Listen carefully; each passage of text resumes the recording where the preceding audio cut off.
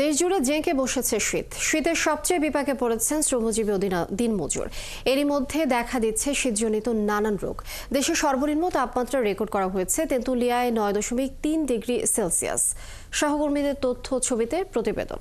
Shea butter ও vitamin E সমৃদ্ধ lily glam beauty soap. Lily, always beautiful. উত্তরের হিমেল হাওয়ায় ও কনকনে ঠান্ডায় বিপর্যস্ত হয়ে পড়েছে কুড়িগ্রামের জনপদ। ঘন কুয়াশার চাদরে ঢাকা পড়েছে চারদিক। জেলার 9 উপজেলার মানুষ শীতের প্রকোপে চরম বিপাকে পড়েছেন। সবচেয়ে কষ্টে রয়েছেন কম আয়ের শ্রমজীবী মানুষ।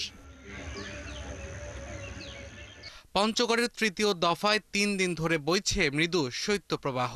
পাল্লা দিয়ে বেড়েছে শীতজনিত রোগে আক্রান্ত মানুষের সংখ্যা, যার অধিকাংশই শিশু। অ্যাজমা ও শ্বাসকষ্টে আক্রান্ত প্রাপ্তবয়স্ক রোগীরাও ভর্তি হচ্ছে হাসপাতালে। রাতে প্রচন্ড শীতের কারণে বাচ্চাদের সমস্যা হচ্ছে। আজকে থেকে আমার বাচ্চা 4 দিন হসপিটালে ভর্তি আছে। আমার বাচ্চাটা 3 দিন ধরে ডায়রিয়া, এখন হসপিটালে ভর্তি আছি।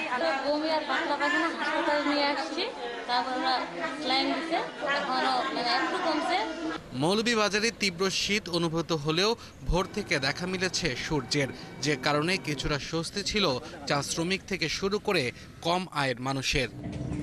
ঘন কুয়াশা না থাকলেও জয়পুরহাটে রাত থেকে সকাল পর্যন্ত থাকছে খুবই ঠান্ডা। শীত উপেক্ষা করেই ভ্যান চালক, দিনমজুর সহ বিভিন্ন শ্রেণী পেশার মানুষ কাজে যাচ্ছে। বরিশাল, খুলনা ও চট্টগ্রামের তাপমাত্রা কিছুটা কমে শীত বাড়তে পারে। দেশের বাকি এলাকার তাপমাত্রা একই রকম থাকবে জানিয়েছে আবহাওয়া অফিস।